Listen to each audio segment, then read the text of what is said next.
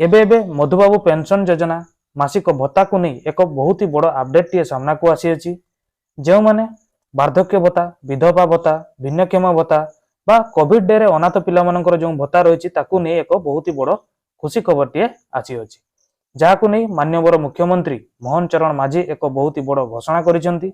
आपण माने मध्य जदि एही भत्ता मध्यरु जे कोनोसी भत्ता पाउथांती किंबा आपनको परिवार रो कोनोसी सदस्य जदि एही भत्ता पाउथांती तेबे एही वीडियोटी को प्रथम शेष पर्यंत देखंतु।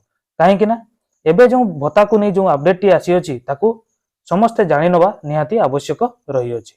ता पूर्वरु वीडियो को गोटे लाइक कर देबे, चैनल को नुआ आसीतिले एबे ही चैनल को सब्सक्राइब करी पाखरे थिबा बेल आइकन टी को ऑल रे सिलेक्ट कर देबे, जा फल कि एही परि नुआ नुआ इन्फॉर्मेशन रो तथ्य सर्वप्रथमे आपण आम चैनल माध्यम रे जानिबार सुजोग पाई परिबे।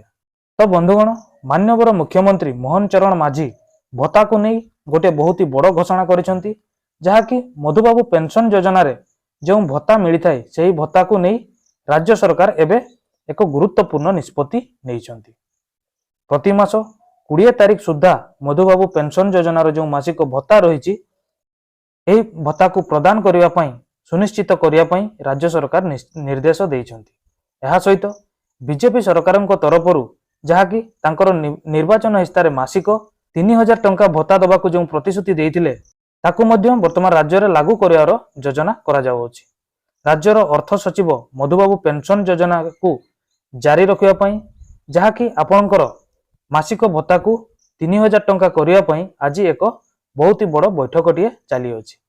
एही बैठक रे मधुबाबू पेंशन योजना रे गोटे बहुत ही बड़ निष्पत्ति आसी पारे बोली अपडेट रही अछि। एबे जो मधुबाबू पेंशन योजना भत्ता 1000 टंका दिया जाउछि एतर 3000 टंका पाई पारंती बोली अपडेट टीए रही अछि।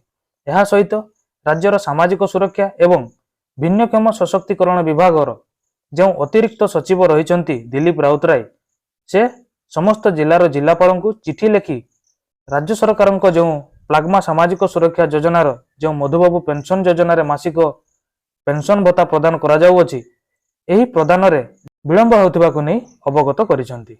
मासिक भत्ता जहाँ प्रति मास 15 तारिख रे जनसेवा दिवस रे प्रदान करा जाय थाय एही भत्ता बंटन क्षेत्र रे किंतु मासर शेष सप्ताह पर्यंत चालुथिबार सरकार नजर को आसी अछि।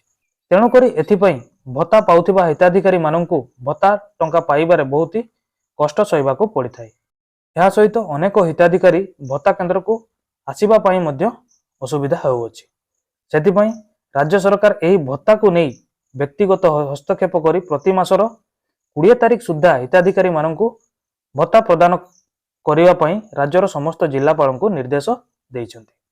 मधुबाबू पेंशन योजना, वार्धक्य भत्ता, विधवा भत्ता, भिन्नक्षम भत्ता और कोविड रे अनाथ होइतिबा शिशु माननकु जो भत्ता दिया जायथाय सबु भत्ता को जहाँकि 20 तारिख सुधा राज्य रे थिबा समस्त हिताधिकारी पाखक पहुंचाइबा पई राज्य सरकारंकर एक गुरुत्वपूर्ण निष्पत्ति रही अछि। तो यह थिला मासिक भत्ता बा मधुबाबू पेंशन योजना को नेकी आजिर अपडेट। वीडियोटी केमिति लागिला आपनकर मतामत हमकु कमेंट माध्यम रे जणाइबाकू भूलिबे नाही। पुणी देखा हबो आ गोटे नुआ वीडियो रे आ गोटे नुआ अपडेट सहित नुआ इन्फॉर्मेशन सहित।